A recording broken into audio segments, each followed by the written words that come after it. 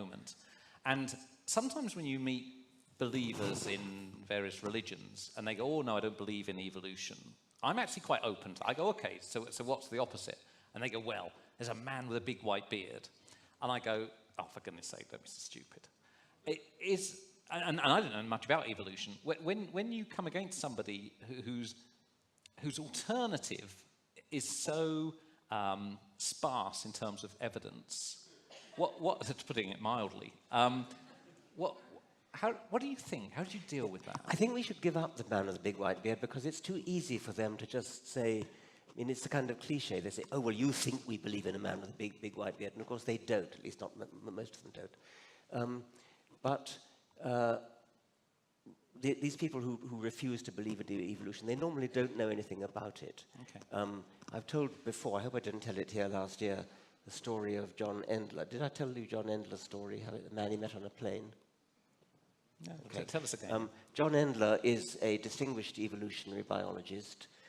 He's written the most definitive book on natural selection in the wild. And he was once traveling on a plane, an internal flight in America. He got talking to his neighbor, and his neighbor asked him what he did, and so he said he worked on guppies. And what do you do with guppies? And so he explained that he works on these little fish in Trinidad, and he's found that in those streams where there are predators, the guppies are all drably brown colored. But in those streams where there happen not to be any predators, the male guppies become like peacocks. They become brightly colored. And so the interpretation is that when there are no predators, sexual selection by females, is given free rein, and so the male guppies are free to develop the bright colors which appeal to females. But in the streams where there are predators, the predators eat the brightly colored males, but they're easy to see.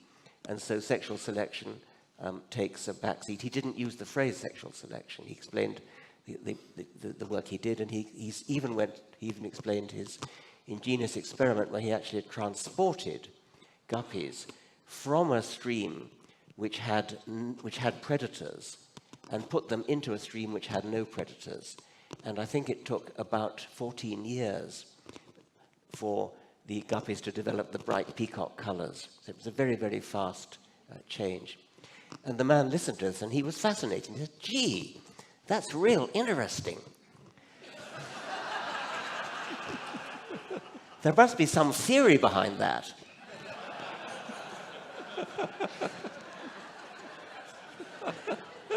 So then Endler played his trump card. He said, yes, it's Darwin's theory of evolution by natural selection. And the man turned away and said, oh, I don't believe in that.